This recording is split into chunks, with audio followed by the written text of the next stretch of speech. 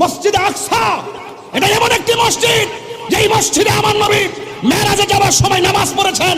এই মসজিদ সেই মসজিদ যেই মসজিদের পাথরগুলো একদম সমুদ্রের তলদেশ থেকে জিনদের মাধ্যমে উঠানো হয়েছে। প্রত্যেকটা পাথরে সূরা ইয়াসিন লেখা ছিল।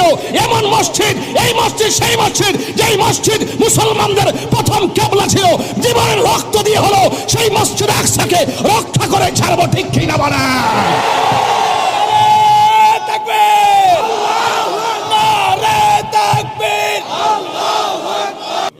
এবার মিল্লামিশা চলেন, সবাই মিল্লামিশা লন, আমরা ফিলিস্তিন যাই।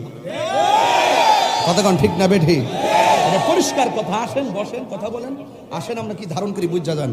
বইয়ের বাংলার জমিন স্যার তিন বেলা খাইয়া খেয়া খালি ফেসবুকে লিখলে চলতো না, ডাইরেক্ট চলে আমরা যাই। আমরা প্রস্তাব করি, আমরা পাঠাই দেন। শুধুমাত্র বেশি আমরা ট্রেনিং লাগতো না, ডাইরেক্ট সমান করে বললাম। কতক্ষণ ঠিক না? আয়েন মুসলমানদের অবস্থা ভালো না। আমরা ঠেলাঠেলির কারণে কিন্তু এই সুযোগটা হয়েছে।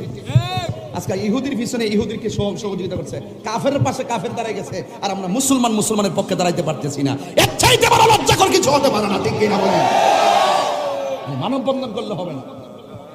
আমাদের মাননীয় প্রধানমন্ত্রী বলছে আমরা ফিলিস্তিনের পাশে আছি।